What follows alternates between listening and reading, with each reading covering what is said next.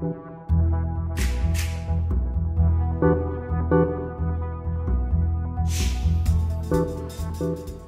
right, so we're gonna do interview lighting, which can be applied to all of your projects in a different way. And after we do the indoor, we'll go outside and we'll do that. But I'm gonna try to move quickly because I know I have limited time.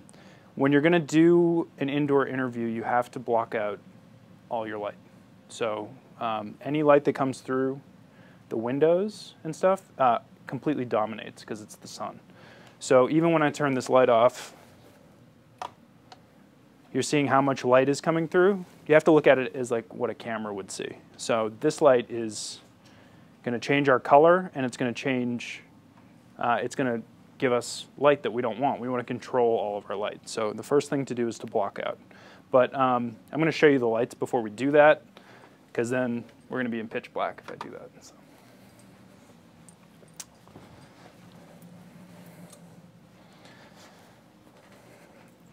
All right. This is an Omni light, and it's the most basic light. It can do everything. That's why it's called an Omni light. You can focus it like a spotlight, or you can flood it out. And that's done on the back of it. There's this thing here. And what it does is it slides the bulb forward or back against this kind of tin background, so it either floods it or focuses it in. I should start by saying that what we're learning here is three-point lighting. So there's three lighting sources. You have a key light, you have a fill light, and you have a backlight. The key light right now is the sun because it's coming through the window and it's the hottest thing we have. When we block it out, we're going to use this as a key light. So we're going to spotlight it in. It's going to be the hottest light, and then that's going to be what we base our other light off of. This is the best light we have. It's called a softbox. So it has three components to it. It has this diffusion cover.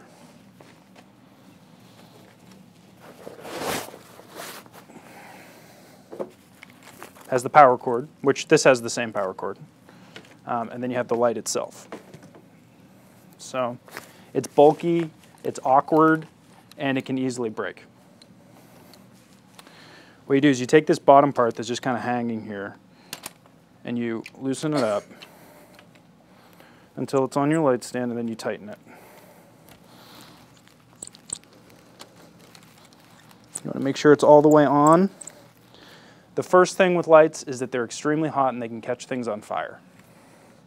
So I don't let anybody take lights out until I do something like this and show you guys, and you guys are physically moving them and touching them and realizing how hot they are. They heat up in like 10 seconds to a point where it could catch something on fire. So safety number one.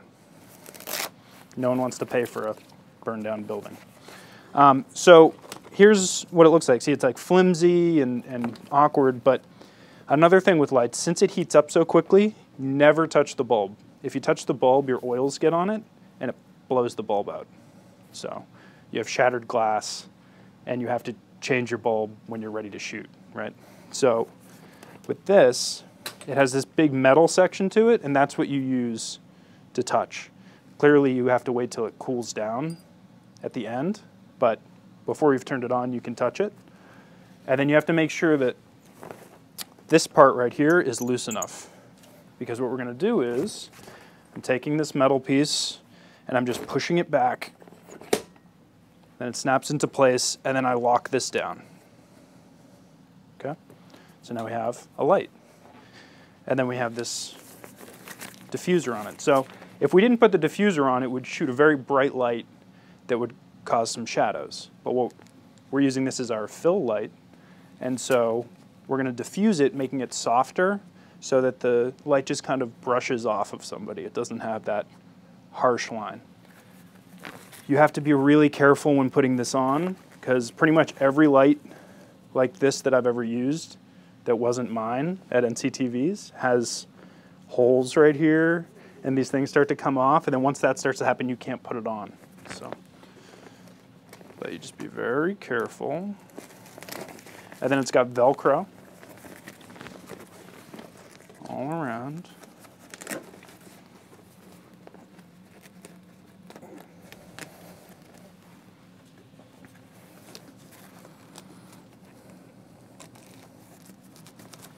and this is the softbox. This is like our most dangerous, and it's also awkward light.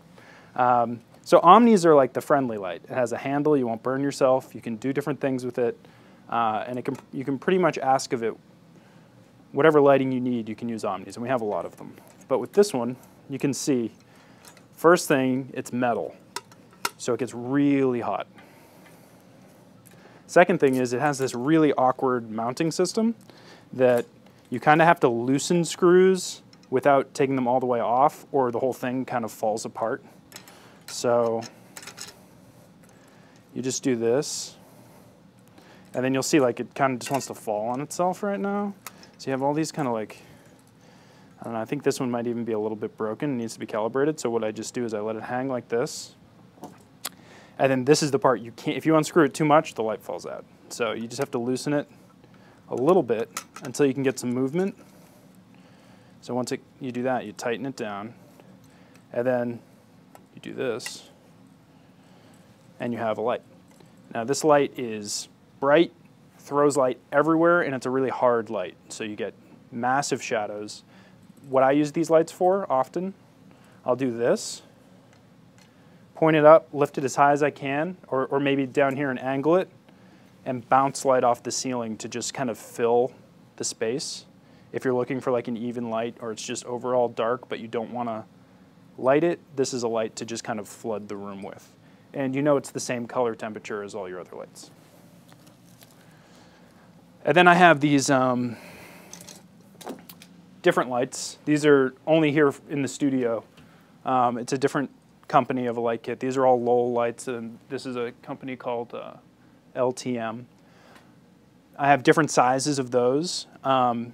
So that's going to function as our backlight today. But you could, in a pinch, use an Omni light for a backlight.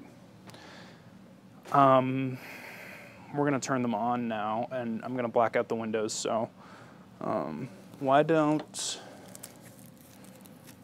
would you mind being a volunteer? Does someone want to volunteer here? Okay. So what you want to do is plug this part into the back of the Omni light. We're going to start with the Omni light and move it to the front of the room, and we'll see what it does. So. Yeah, you can just pick it up and move it over here. And then also, yeah, out here more because it's going to be really bright.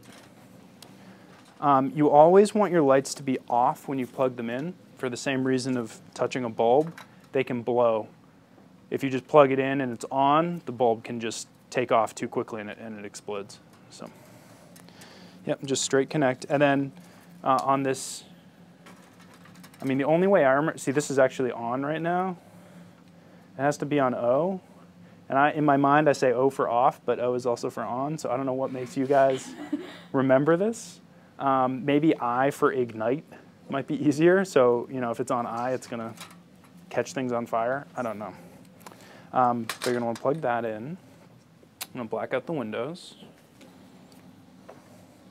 Never look at the light when you turn it on. All right. Okay, so since there's a handle here, why doesn't somebody get on it? I don't care who.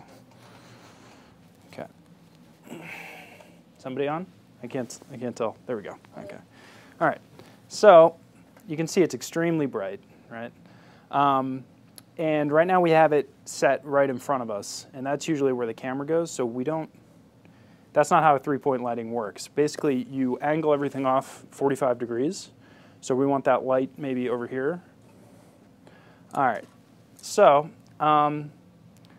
what's happening to my face right now? You guys can see me, I can't. Yeah. Very hot here, right? Some fast, it's called fast fall off, where you have, that means like a harsh shadow, how quickly it falls off. So I'm imagining there's a pretty harsh shadow somewhere around here, probably like on my neck and stuff like that. So what you want to do is you want to get this light eye level with me, unless you're trying to do some kind of mood lighting. So if you light from under, it can be like a scarier type thing, you know? But we want to do an evenly nice lit interview, an unbiased, you know, thing. So are you able to lift that up anymore? Or? Yeah, with those. Would someone mind giving her a hand so that the light doesn't fall? Did you turn your gain off, Alex? What? You turned your gain off? All right. All right. So you use this light to kind of set the stage. So you want to just kind of like hit me like right here, and if maybe experiment very slowly with that spot flood light over the handle, just so you can see what it does. There's like a black ball. Yeah. Okay. So she just flooded it out. So it's probably less of a shadow now. And so you use this to kind of set the tone of what you want your light to be. You know, if it's further away, if the light's further away, you want to spot it more. If it's closer, you want to flood it more. So this feels pretty good. I can't see it, so we're just going to go off of that. But let's get that softbox and move it over here. So we're going to turn this light off as soon as we're ready to turn this on, so we can see the difference in the light. All right, so now let's strike this. That's what you call with lights. You strike them. That means turn on or turn off. Okay, so there we go. And now that's extremely hot, so don't touch it. And now we're going to turn on our fill light. Okay, so good to go. Okay, so we're seeing the difference in these two lights immediately, right? Almost no harsh shadows. You know, you can basically, like if I turn to it, I mean, it's pretty much an even light if I just look straight at the light. The problem with that is that usually you're looking at a camera. But if you were to do a 2-point lighting setup, which would mean just a backlight and one light, then this would kind of be the light you use. I've done a lot of video shoots where I'll just take this light and I'll use the sun as either my key light or my backlight, and I'll work off of it that way. Now when you do something like that, you need to make this light blue to match the outdoor sun, because we're mixing color temperatures, so we have gels that you can put over lights. So anytime you see blue gels used on lighting stuff, what they're doing is they're matching the sun. You can do the opposite. You could put orange gel on the window and keep your lights the same, but that seems much more difficult to me. I never understand why they do that. But Hollywood they actually like paint this like gel on the windows, and they do it that way. So I guess you just say, what do I have more light of, and base it off that way. So very soft, very friendly light, makes people look great if you just point it at them. So this is why it's going to be your best friend, because it looks good without even really doing much. And it doesn't get as hot, and it's light, and you can just kind of move it around very easily. Now we'll turn this on. Okay, so now we've kind of combined forces here, right? So we have our brighter light over here, then this one's used to fill. Now I should have like a monitor in front of me or something to show you like how to do it, but why don't you guys move lights around and try to achieve what you guys think looks good. I mean, it might look good right now, but I don't know. Are there any weird shadows? Anything standing out? Okay, so I mean, we knew what we were doing going into this, but you know, to physically kind of make these adjustments and stuff are important. Now I have gloves that I'll get, but you'll notice that this light has barn doors on it that can move. Actually, I'll get the gloves now. I'll have you use these ones because they're more heavy duty. But if anyone else wants to do some lighting adjustments, here's some more. And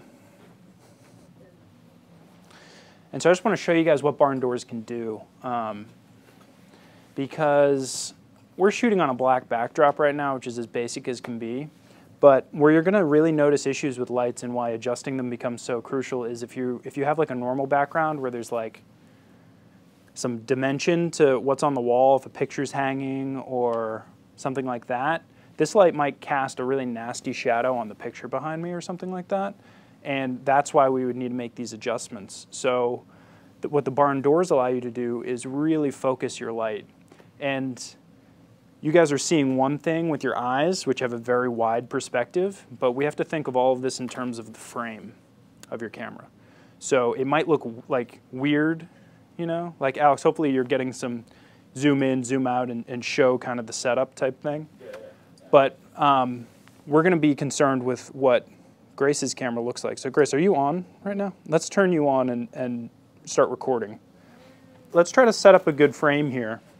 And what's cool is when we get all this footage later, we'll have Alex's camera, and then we'll have actually the frame with what we're dealing with. So the camera you want to be eye level, unless you're motivated.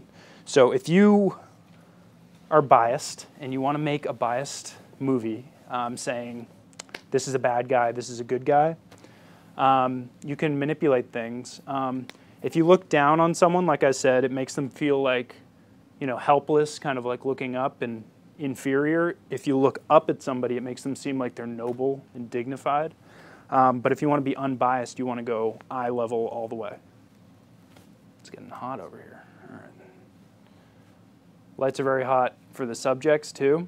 So what you usually want to do is like test your lights, have a friend sit in place or something like that, and then when you have your talent is anyone you put in front of the camera. Like right now, I'm the talent.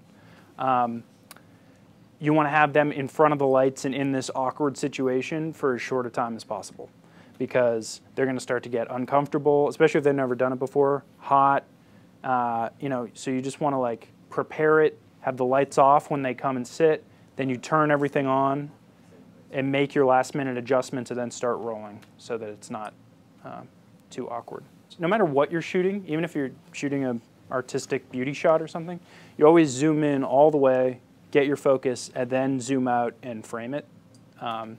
So Grace, when you get your focus on it, you just go in as far as it can go, focus on your subject's eyes, and then get them as clear as you can, and then zoom out from there. Now, if your subject's like the farm or something, there's going to be no eyes, but you just, you know. All right.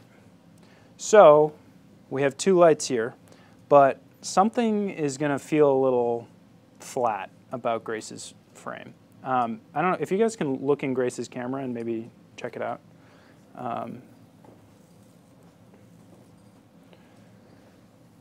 So is it like this? It's a little more than that. But like more up here? No, like more than. Oh, okay. No, that's fine. But there's a little bit of room up here? Yeah, just okay. About as much as you can. Perfect. So this is called headroom right here. And you don't, a big mistake people will make is there'll be a ton of headroom. So it'll be like, you know, that much, like looking up to the sky. And that makes the audience feel very strange because it's like almost like, you know, like what are they looking up towards, you know? Like, those thought bubble things. Yeah, exactly. Exactly.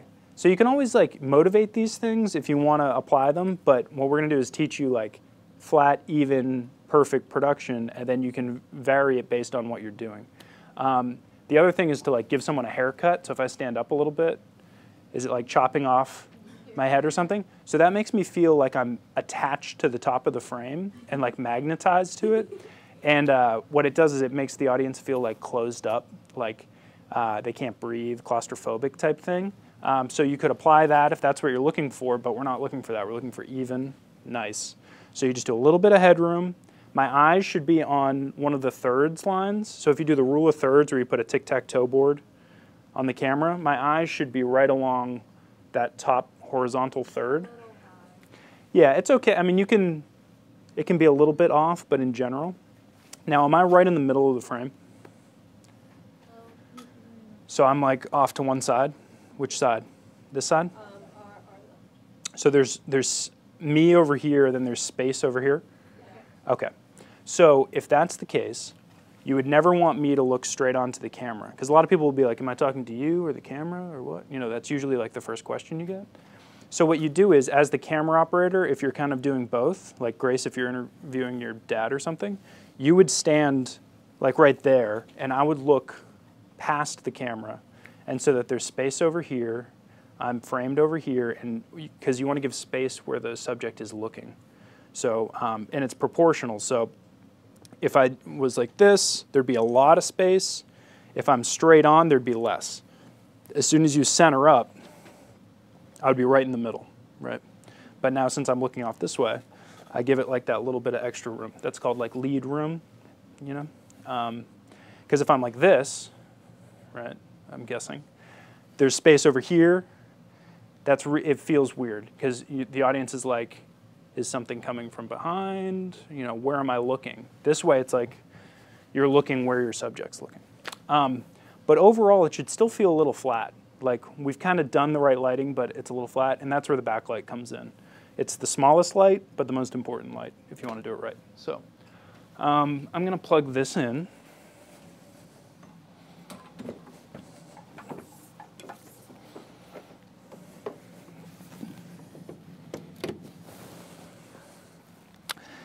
And so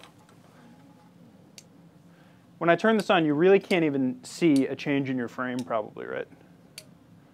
Okay, but can I have two people turn these lights off?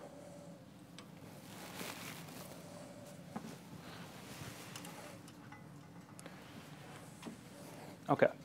And can I have somebody with gloves come over and control this light for me? All right.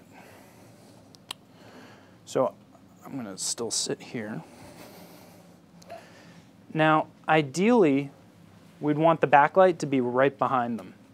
But for obvious reasons, like the light stand being in the shot, just the practicality of you might be in a small space and you can't do it, that you sometimes have to angle it off like we've done here. So the only way to set your backlight is to turn off these other lights. If you try to do it with the other lights, I don't know.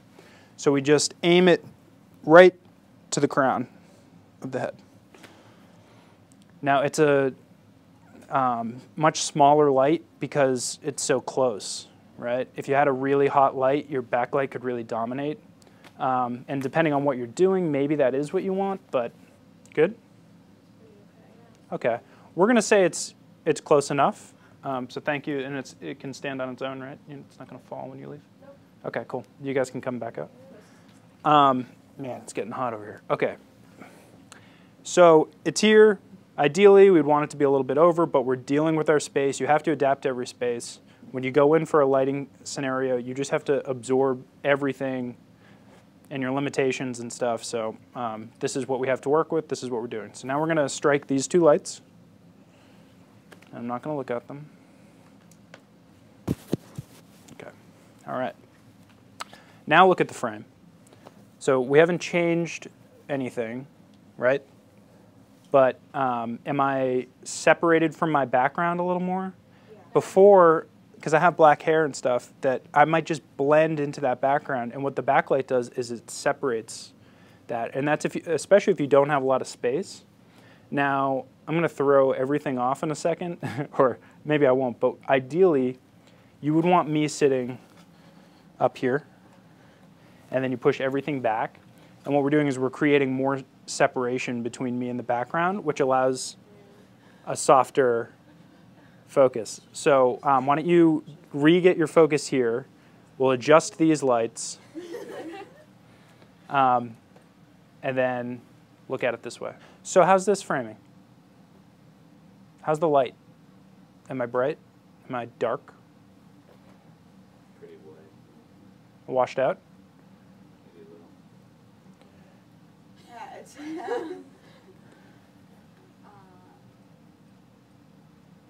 Let me see. Have someone else sit here, and I'll look. So just sit. There you go.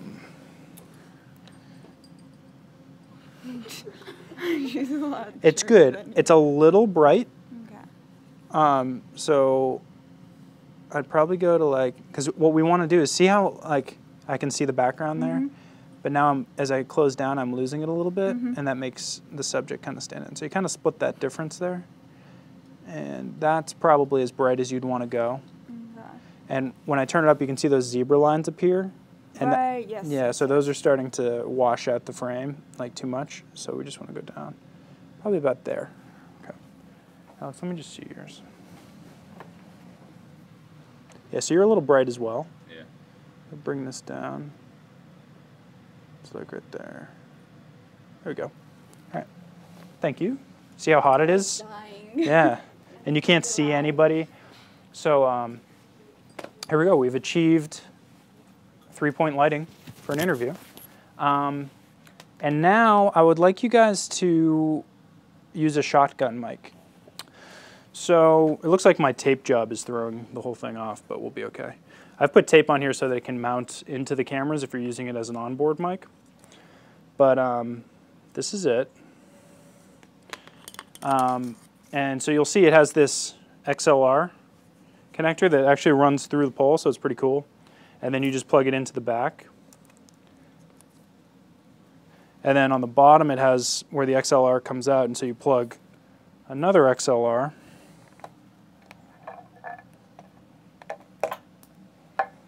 Like this one.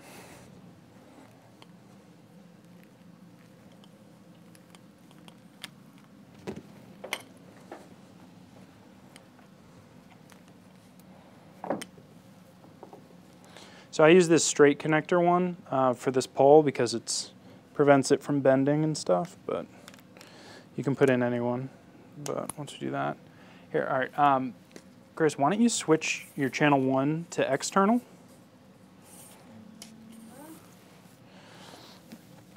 Channel 1 is the top? Yes. And Courtney, would you mind plugging that into channel 1 on the camera?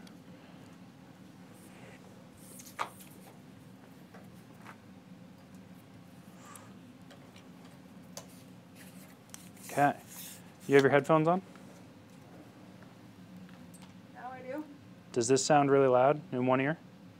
Yeah. Can you hear this? No. You can't. Not me tapping it. Did you switch it over to external? Yeah? You did. I think so. Is it on manual or auto? Auto? Oh, okay. No, you're right. You're fine. So this could be something that throws you off on a shoot, because I mean it just threw me off for a second. This is a battery-powered mic, so you need it to be turned on before you can hear it, which is right here. Oh, no. Now you hear it? Okay. So we have all kinds of mics here. Some of them have batteries, some of them don't. On the side of the camera, there's something that says line. Where you plug in where this XLR is going into the camera, it'll say line, it'll say mic, and it'll say mic plus 48V. The mic plus 48V is 48 volts. And what you can do is, if the mic doesn't have battery power, you can send power to it from your camera. Where is this? Where the XLR is plugging in. So if you follow the cord, yep. Right under it, say line, Oh, yeah. I see it. mic, or mic plus 48V. So that's called phantom power, when you power something with your camera. And a lot of mics require phantom power, so you have to be aware of what mic you're using and know whether or not to turn that on. Because if it's on and it shouldn't be on, then you're going to be sending extra energy through your audio cable that you don't want, because it'll add noise. So Courtney, I guess I'll give you this. And why don't you come over here? I'll put this over here. So, this is funny because I'm double mic'd, but we should be fine. A boom operator, right? We've all seen this. I probably stretched it a little long for you. But what we want is this mic has to be going to where my voice is coming out. So you don't want to point it like at my head or something like that. You want to point it like right here, right? And then you want it to be as close to the frame as possible without dipping into the frame.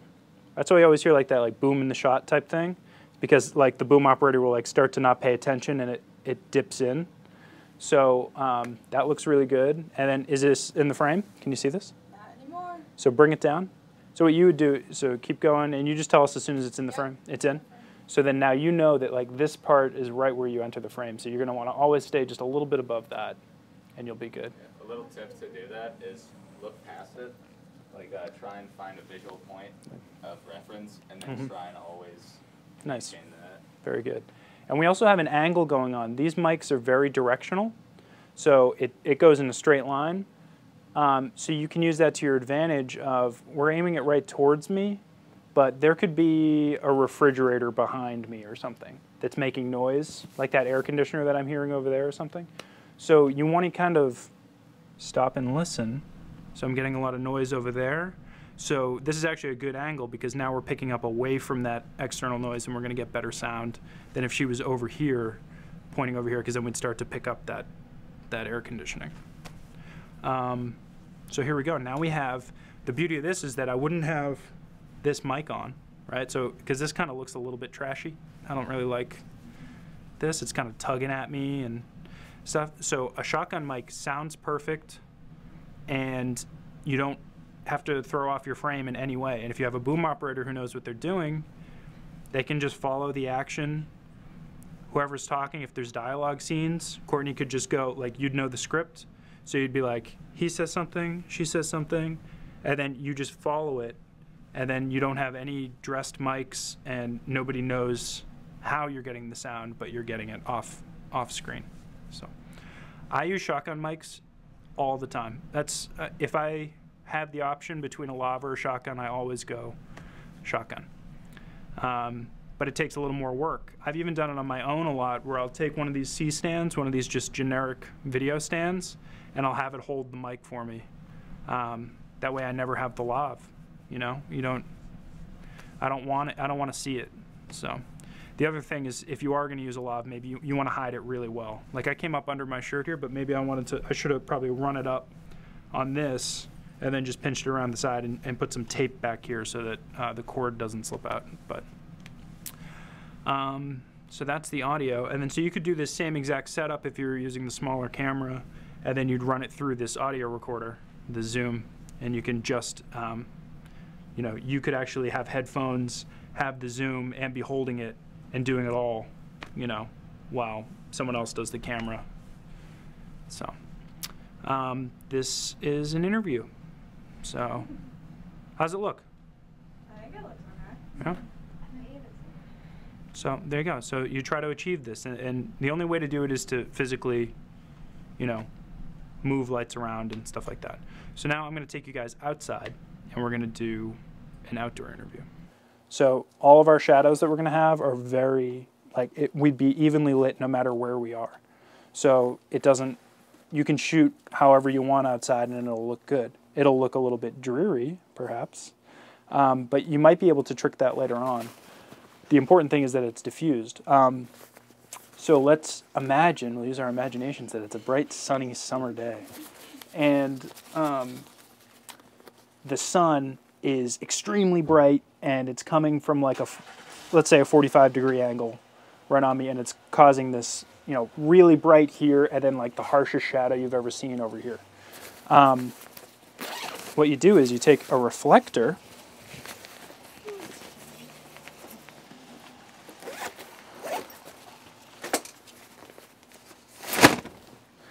and so the sun would be right here, right? And kind of, you have to go opposite of what you think. You need to have your subject, or your talent, or whatever, look at the sun, basically. So your framing is limited to wherever the sun is, right? So you'd have to kind of think, like, what time of day is it going to be? And so you put your subject right against the sun so that they're, like, squinting. And you tell them, like, try not to squint, you know. And then you have this over here, and you'd bounce, you'd get the sun so that, like, all of a sudden you'd see this kind of, like, little bit like a spotlight. You're making this your fill light. This turns into your fill light. So, and then you bounce that under them to fill that shadow that's being caused by the sun. So this is acting as your second light. And then you don't need a backlight because you're outside and there's light everywhere. So it's a 2-point lighting setup where you use this. Now there's a cover in here that has one side silver and one side gold. If you're doing this and it's just like the sun is so bright that day that it's not even covering that shadow, like you're still seeing the shadow even though you have this like right outside your frame and you can't do it, you'd put that silver on and it turns into like, you know, aluminum foil, you know, like really bright, like you're sun tanning or something like that. And you could push this back and then you have a really harsh bright light to counteract it. You just have to make sure that your reflector person doesn't move a lot, because any movement, you'll see that. Kind of like when you, I'm just imagining tinfoil, like when you moved around, all those little variations are going to show. So you make sure that they're steady, and then you do it that way. And then the gold side is for people with darker complexion.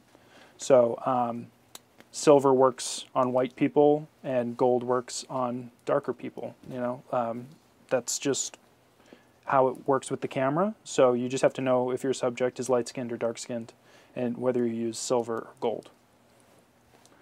And that's it. So that's an outdoor lighting setup. Much easier, right? but you have to know these little things. Or if you did the opposite and you're like, I don't want my subject to look into the sun because it makes them feel uncomfortable, they would be like a silhouette in your stream because they'd have all backlight and you wouldn't be able to see any of their features. And then if you wanted to get them exposed, your whole background would just get blown out. You wouldn't see anything behind them, and you'd have your iris like turned up. So when you do this, you can make it, when you have them face towards the sun, you can actually see the background as opposed to just like washed out right. That's all. Let's go back inside. So now we have a gel. And these lights have this thing here that pulls up. And usually what I have to do is like, you might have to move your barn doors around, these things slide. But like sometimes you have to go a little bit like diagonal in order for it to work. And for some reason, Lowell has made it so like ideally, I mean it has 2 slots and you would think you would push it all the way through and you would just light it like this. But these lights get so hot that if you do that, this starts to melt and you smell plastic. It's awful. So in order to preserve our gels, what you do is you loosen it up and you slide it out. So you only go through this first part, and then this screw that comes through, you need it to just catch it so that it kind of like, see now all of a sudden I'm at this angle. I'll show you guys. So like right here, you see now it's coming in at an angle, but I have the screw right there pressing it. And then you work with it at an angle.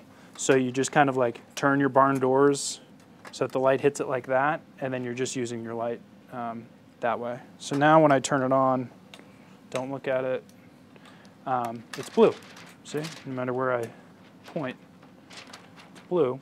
But you'll also notice that it's kind of, it's not exactly the color matching, but it matches with that outdoor kind of light that we're getting.